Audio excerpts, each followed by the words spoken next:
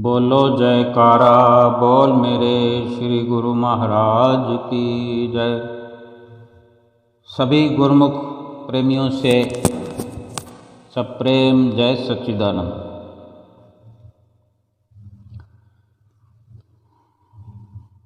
राजा दशरथ के दरबार में ब्रह्म ऋषि वशिष्ठ जी और महामुनि विश्वामित्र जी तथा अनेक देव ऋषि, राज ऋषि व तपस्वी साधु अपने अपने आसन पर विराजमान जब थे,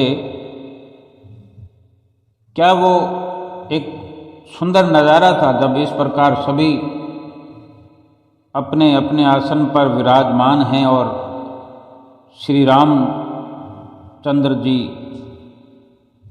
भगवान श्री रामचंद्र जी महाराज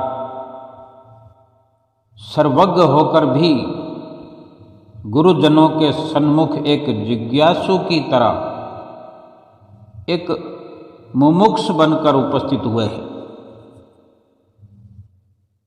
गुरु वशिष्ठ जी और विश्वामित्र जी ने जब भगवान श्री राम से कहा कि तुम अपने चित्त की उपरामता से जो दुख पैदा हुआ है, इस दुख की अवस्था का विस्तार से वर्णन करो,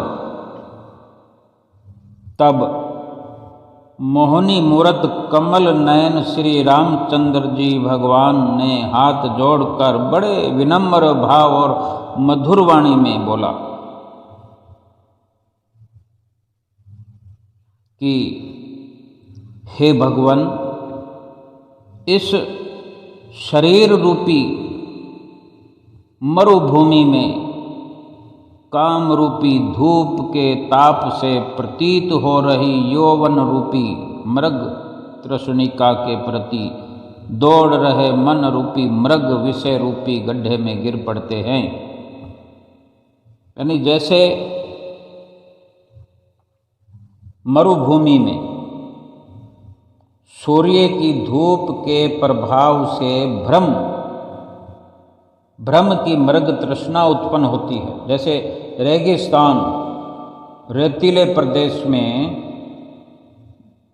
जहाँ रेत ही रेत है और वहाँ जो सूर्य का प्रकाश, सूर्य की किरणें जो उस रेत पर पड़ती है, उसका जो असर है वो ऐसा होता है, प्रतीत होता है वहाँ कि जैसे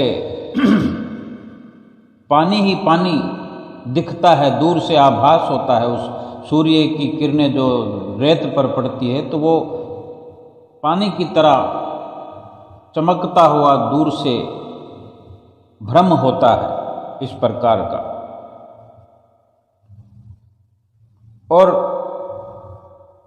इसी तरफ जल प्राप्ति की इच्छा से प्यासा हिरण दौड़ पड़ता है और रेत के गड्ढे में गिर पड़ता है। अब हम स्वयं अंदाजा लगाएं, विचार करें कि बहुत तेज प्यास लगी हो, और जब बहुत तेज प्यास लगती है तब किस प्रकार एक ये छटपटाहट अपने भीतर होने लगती है, और जैसे जैसे प्यास बढ़ती जाए और पानी दूर दूर तक नजर नहीं आ रहा हो, और इस प्रकार अचानक से रेतीले प्रदेश में पहुंचकर अगर दूर अपनी आँखों की एक समान दूरी पर ये भ्रम नजर आता है कि वहाँ पानी है। बेशक हमारे आसपास भी रेत है, वहाँ भी सूर्य की किरणें पड़ रही है और वो भी रेत चमक रही है, लेकिन वहाँ नज़दीकी के कारण पानी का आभास नहीं हो रहा, पानी का भ्रम नहीं हो रहा, लेकिन कुछ दूरी पर जो वो चमक है सूर्य के किरणों की, वो पानी जैसा प्रतीत होता है, भ्रम होता है कि वहाँ पर अथाह पानी है। और इस प्रकार से वो प्यासा हिरण एक तो प्यास से सताया हुआ और फिर वो दौड़ पड़ता है उस पानी को प्राप्त करने के लिए। जैसे जैसे दौड़ता चला जाता है वो पानी दूर होता चला जाता है, क्योंकि जो एक अपने आसपास का दायरा है जहाँ तक वो सूर्य की किरणें पानी का आभास नहीं होने देती, पानी नज़र नहीं आता, और कुछ दूरी पर वही चमकती हुई किरणें पानी का आभास कराती है, जिस कारण वो भाग भाग कर किसी गड्ढे में गिर पड़ता है। परंतु पानी की प्राप्ति नहीं होती, क्योंकि वहां पानी है नहीं। पानी है नहीं, पानी का केवल भ्रम है। और जहां पानी है नहीं वहां पर अगर कोई भाग रहा है तो वो थक तो जाएगा ही, लेकिन वो ना मिले जो वो चाहता है या जिसके कारण वो दौड़ रहा है, और दौड़ दौड़ कर थक जाए, गिर जाए, मूर्छित हो जाए, बेहोश हो जाए।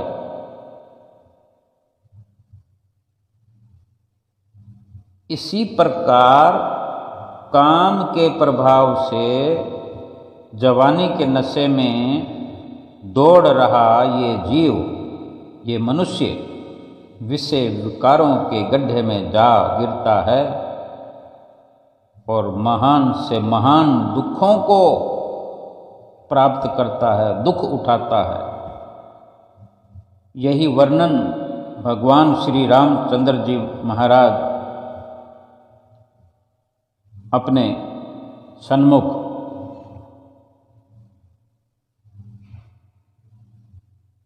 जो उनके गुरु हैं वशिष्ठ जी और विश्वामित्र जी, उनसे अपने ये उद्गार प्रकट कर रहे हैं, या जो उनको ये व्यथित कर रहे हैं, इस प्रकार के शब्द या इस प्रकार की जो व्यवस्था है इस संसार में, उसके प्रति दुखद मन से, दुखी मन से वर्णन कर रहे हैं। और श्री राम जी बोल रहे हैं, कह रहे हैं कि हे मुनीश्वर, जब युवा अवस्था आती है तब काम रूपी पिशाच आ लगता है। वो काम रूपी पिशाच युवा अवस्था रूपी गड्ढे में आकर के खड़ा हो जाता है और चित्त को भटकाता है, फिराता है तथा इच्छा पसारता है। फिर जैसे किसी को आग के कुंड में डाल दिया जाए और वो दुख पाए, वैसे ही काम के वशीभूत हुआ ये मनुष्य, ये जीव दुख पाता है, दुख पा रहा है। हे मुनीश्वर, जो कुछ विकार हैं वे सब युवा अवस्था में प्राप्त होते हैं। जैसे धनवान को देखकर सब निर्धन धन की आशा करते हुए आते हैं, वैसे ही युवा अवस्था देखकर सब दोष इकट्ठे होते हैं, सब अवगुण इकट्ठे हो जाते हैं युवा अवस्था को देखकर। यानी युवा अवस्था में ही ये सब के सब दोष प्रकट हो जाते हैं।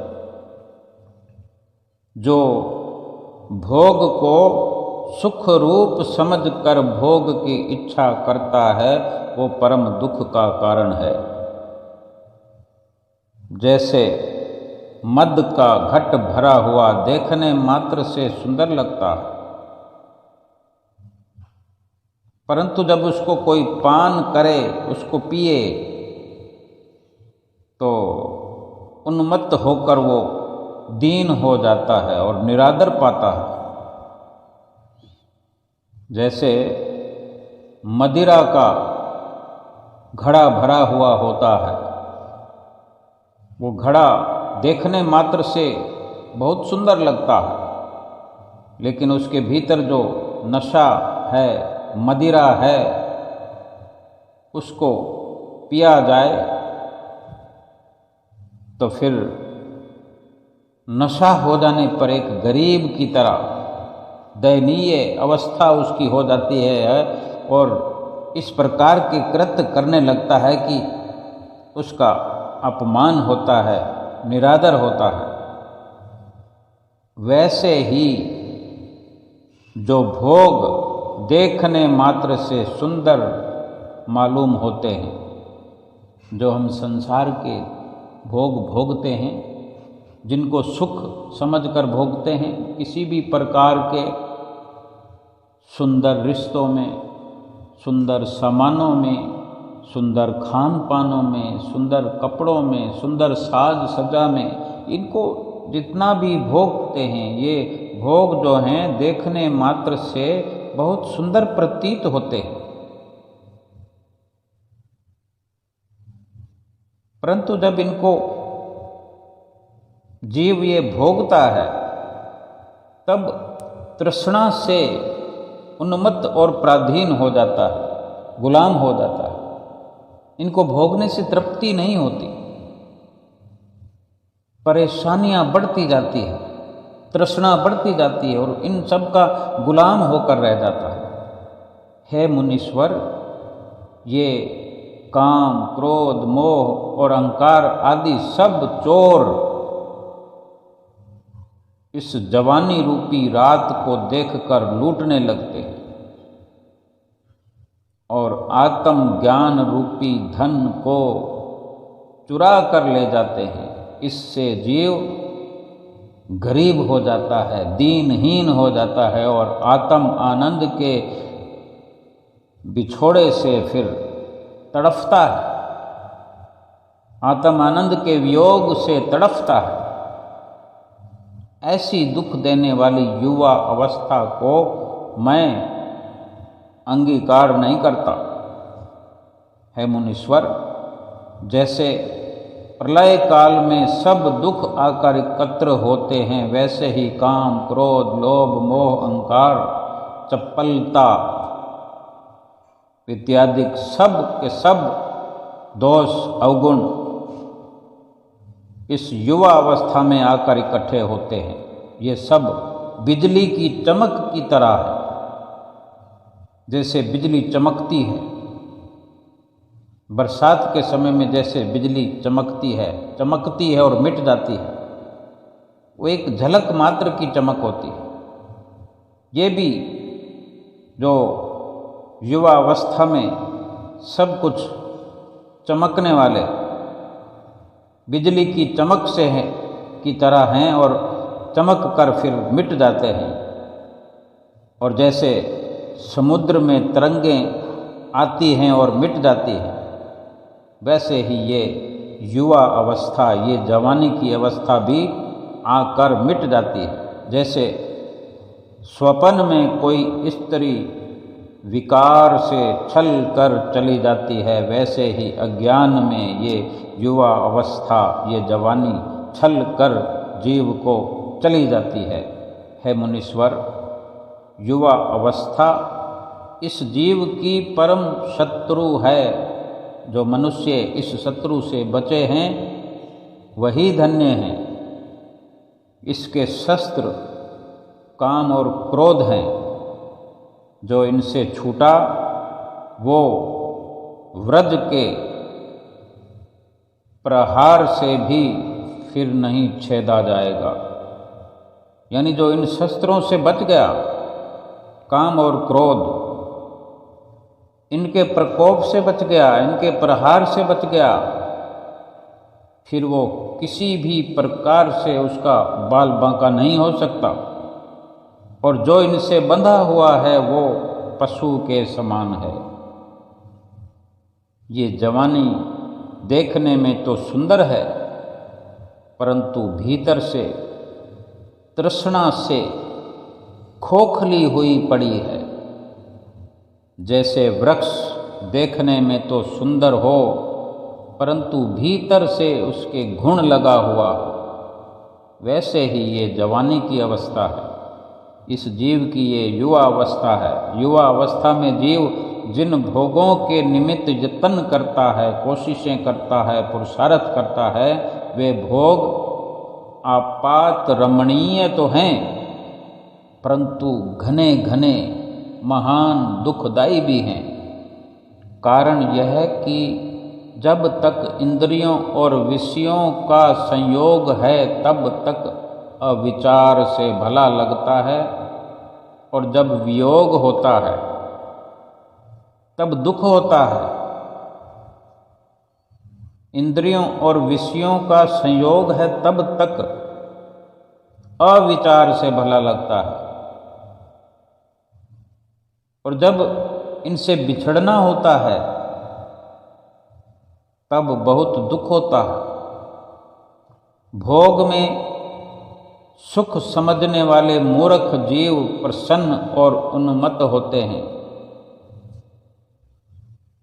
और सदा स्त्री में चित्त की आसक्ति रहने से उनको शांति नहीं मिलती। हे मुनीश्वर, ये युवा अवस्था बड़ी विकट है।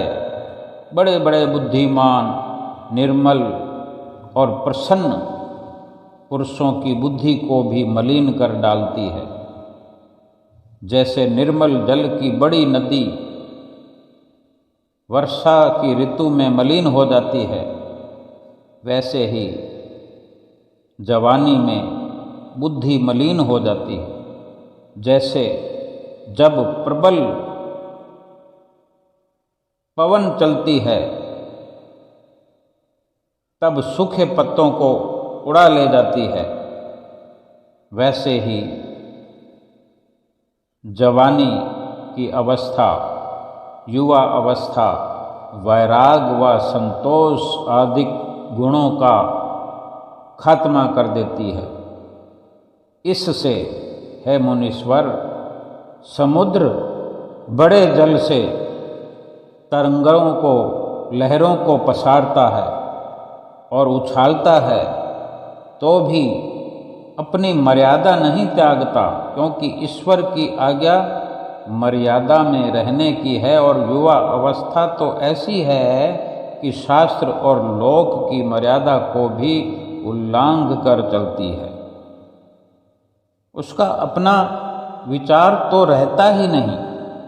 जैसे अंधकार में वस्तु का, पदार्थों का ज्ञान नहीं होता, वैसे ही युवा अवस्था में शुभ अशुभ का विचार नहीं होता। जिसको विचार नहीं रहा उसको शांति कहाँ से हो? वो तो सदा व्याधि और ताप से जलता रहता है। मुनीश्वर, मनुष्य जन्म उत्तम है, परंतु जो अभागे हैं उनको विषयासक्ति के कारण आत्म पद की प्राप्ति नहीं होती। जैसे किसी को चिंतामणि प्राप्त हो और वो उसका निरादर करे तथा उसका गुण ना जानते हुए उसको फेंक दे, उसको त्याग दे, वैसे ही जिसने मनुष्य शरीर पा करके आत्म पद नहीं पाया वो बड़ा अभागा है और मूर्खता के कारण अपने जन्म को व्यर्थ खो रहा है, खो डालता है, मिटा देता है, मिटा रहा है। हे मुनीश्वर, यौवन काल में, जवानी की अवस्था में मनुष्य नम्र नहीं होता और शास्त्रों के गुण, वैराग, विचार, संतोष और शांति इनसे भी संपन्न नहीं होता, खाली होता है इनसे। जैसे आकाश में वन का होना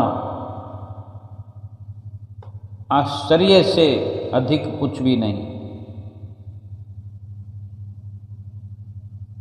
वैसे ही युवा अवस्था में वैराग, विचार, शांति, संतोष होना ये भी बड़े आश्चर्य की बात है।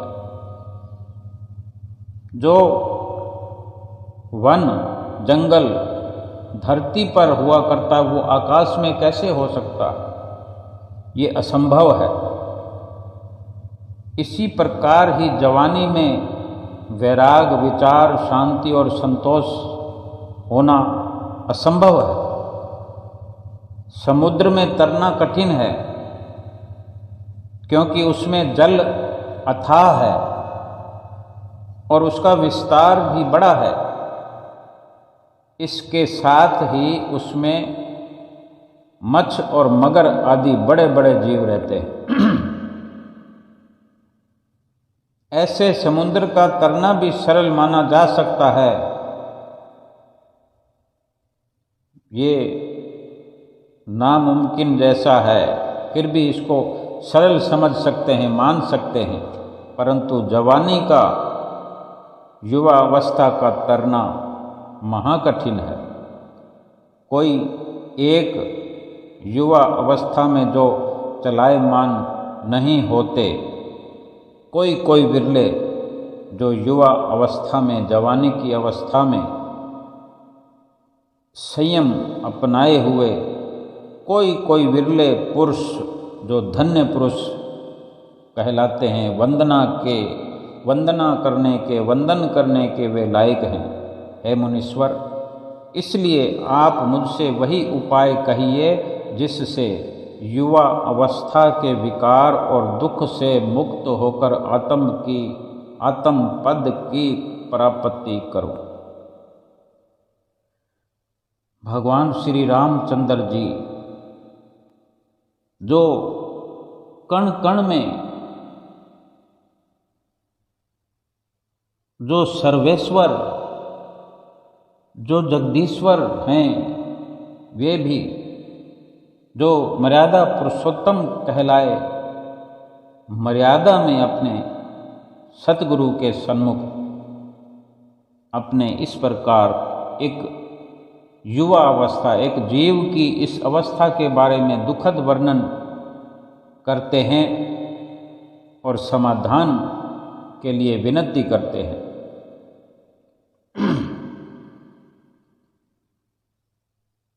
संत चरणदास जी ने भी अपने शब्दों में वर्णन किया है, वैराग वाणी के अंदर,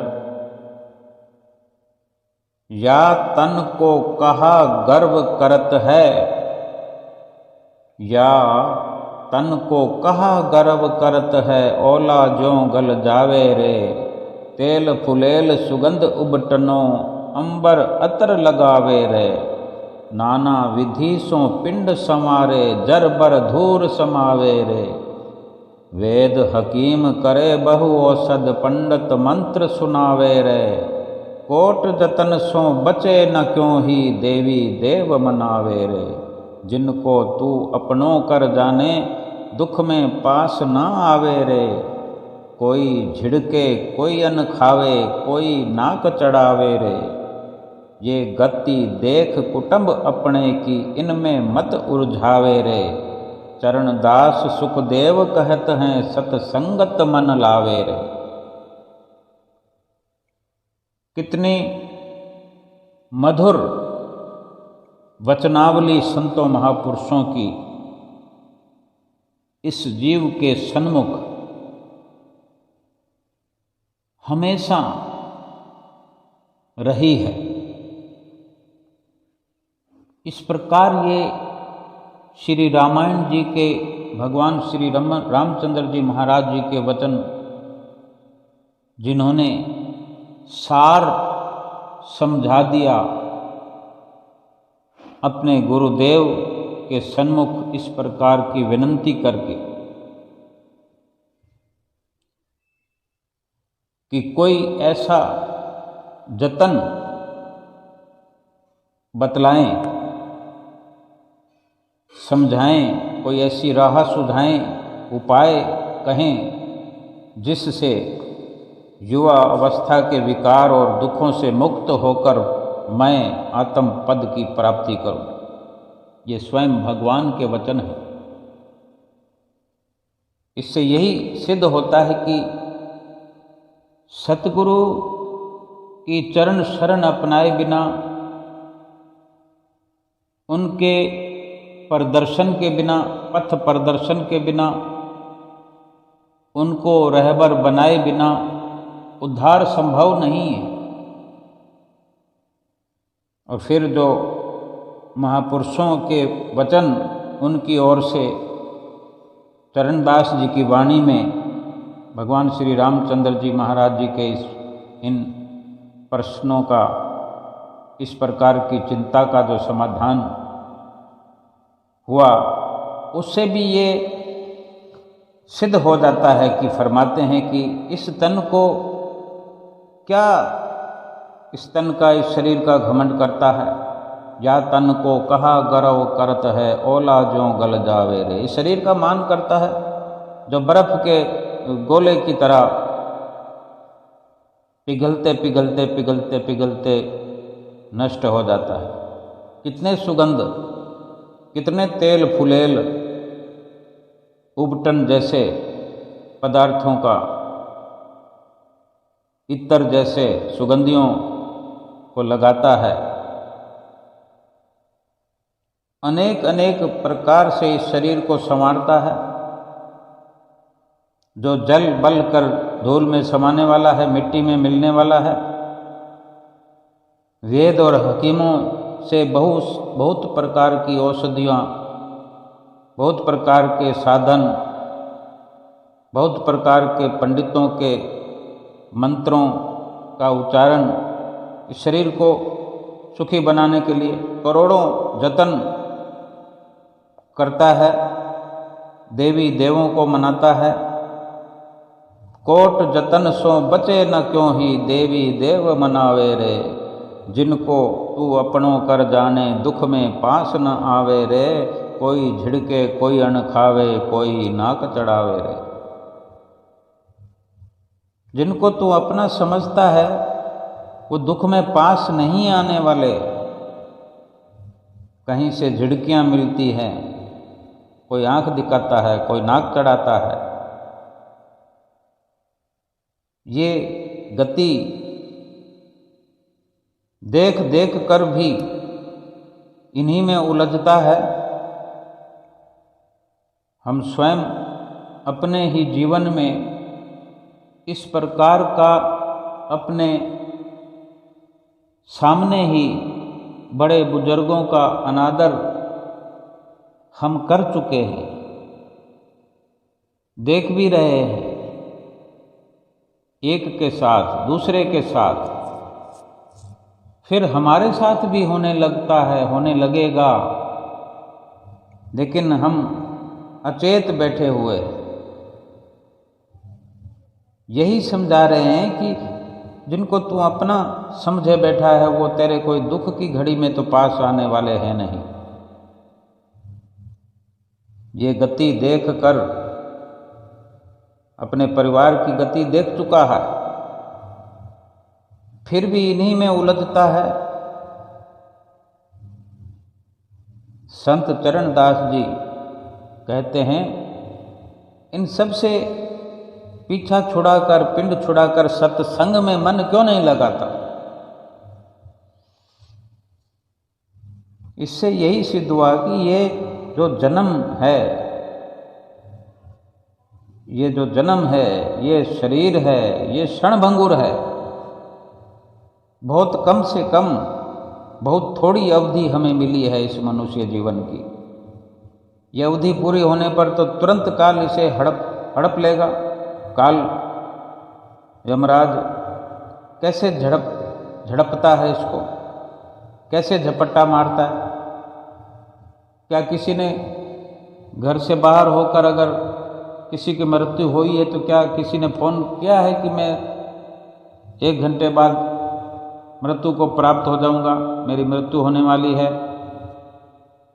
दूसरे लोग ही संदेश भेजते हैं घर में कि फलां व्यक्ति अब नहीं रहा इस दुनिया में।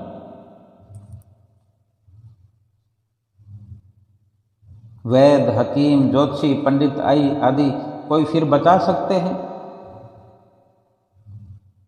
फिर कोई भले अटकलें लगाता रहे कि वहाँ ना गया होता तो ऐसा नहीं होता, इस प्रकार से सफ़र ना किया हो तो ऐसा ना होता। जो आराम से सोते हुए ही सुबह उठते नहीं हैं, फिर उनके साथ तो कोई घटना, दुर्घटना नहीं हुई, पड़े पड़े ही चित्त हो गए। या फिर जिनको कुछ दुख होता है, कोई अचानक से कोई बीमारी पैदा हो जाती है, कोई दुविधा पैदा हो जाती है, उनको अस्पताल ले जाया जाता है, डॉक्टर वैद्य हकीम के पास ले जाता है। वो सब इलाज करने के बाद, चेकअप करने के बाद, जांच करवाने के बाद, दवा दारू शुरू करने के बाद भी वो चल बसते हैं। क्यों नहीं हुआ फिर इलाज? कहीं कोई पैसों की कमी नहीं, कोई रुपयों की कमी नहीं, कोई साधनों की कमी नहीं, सब साधन किए जा रहे हैं, फिर भी कोई बचा नहीं सका। क्योंकि ये सच्चाई है और यही सत्यता है कि फिर कोई इसे वैद्य, हकीम, ज्योतिषी, पंडित कोई बचा नहीं पाएंगे। कहाँ फिर कुटुंब परिवार का साथ मिला? सब के सब खड़े देखते रहे। इसलिए महापुरुष फरमाते हैं कि सत्संगत में प्रभु भक्ति करना ही इस जीवन का परम लाभ है। इस जीवन का सच्चा लाभ यही है कि वास्तव में जो सच्चे लाभ की ओर है, भगवान श्री रामचंद्र जी ने स्वयं अपने मुख से कहा कि कोई विरला, कोई एक इस मनुष्य जीवन में जो धन्य हैं, जो वंदना के लायक हैं, जो इस प्रकार के साधन संतों महापुरुषों के द्वारा बताए हुए, जिनको अपना करके अपने जीवन को लाभ वाले रास्ते पर ले जाते हैं, अपने जीवन में लाभ कमाते हैं, लाभ प्राप्त करते हैं। बेशक मुश्किल है, बहुत मुश्किल है, लेकिन नामुमकिन नहीं है, संभव नहीं है। जब समाधान महापुरुष बता रहे हैं, जब सतगुरु समझा रहे हैं, हमें नित्य प्रति ये शिक्षा प्रदान कर रहे हैं,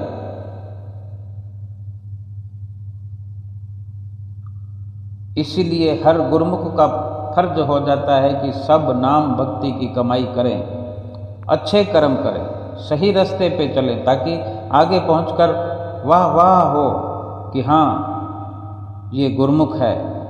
और हमें श्री आनंदपुर धाम की शरण मिली है। श्री दरबार के हर गुरुमुख अगर इस रास्ते पर चल रहे हैं तो आगे पहुंचकर फिर वाह वाह होनी ही है कि ये श्री आनंदपुर दरबार की संस्कारी रूह हैं, ये श्री आनंदपुर धाम की संस्कारी आत्माएं हैं, इनको सुख शांति मिलनी चाहिए। हमारे श्री पंचम पातशाही जी ने 5 नियम श्री आरती, पूजा, सत्संग, सेवा, सुमरन, दर्शन, ध्यान जो जारी किए हैं, उसमें लग करके हमें भरपूर लाभ उठाना चाहिए। और जो 2 घंटे भजन अभ्यास की हमें नित्य प्रति आज्ञा फरमाई जाती है, सब हम गुरुमुख जन इन नियमों की पालना अवश्य किया करें। और ये फरमाया भी हमें श्री गुरु महाराज जी ने कि ये सब गुरुमुखों का कर्तव्य है इनकी पालना करना, चाहे किसी प्रकार से छूट के दायरे में रहकर करें। छूट ये है कि थोड़ा थोड़ा समय 4 टुकड़ों में कर सकते हैं 2 घंटे भजन अभ्यास को, लेकिन करना जरूरी है। और इस प्रकार से महापुरुषों की आज्ञा का हर गुरुमुख को पालन करना चाहिए। अपने महापुरुषों की प्रसन्नता हासिल करना चाहिए। महापुरुष मना नहीं करते कि दुनिया के काम मत करो,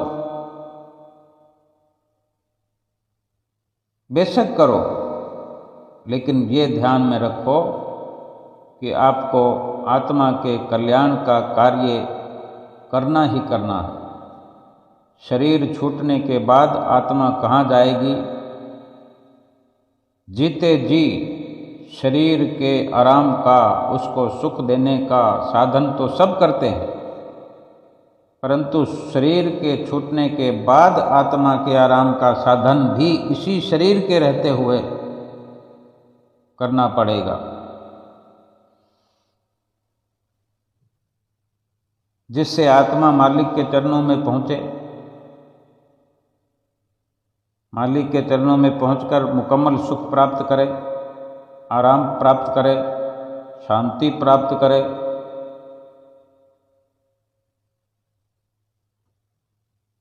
जो भी गुरुमुख इस प्रकार से श्री सतगुरुदेव महाराज जी के वचनों पर अमल करते हैं, वे अपना जीवन सुखमय बनाते हैं, अपने जीवन को सफल बनाते हैं, अपने एक एक पल का लाभ उठाते हैं। और जो जन्म, जो शरीर क्षणभंगुर है, उस नाश हो जाने वाले शरीर का भी पूरा पूरा लाभ उठाते हैं। और ये समझते हुए कि ना जाने कब ये शरीर छिन जाएगा, कब इस पर काल का कब्जा हो जाएगा, काल इसको हड़प लेगा। शरीर तो जाना ही जाना है,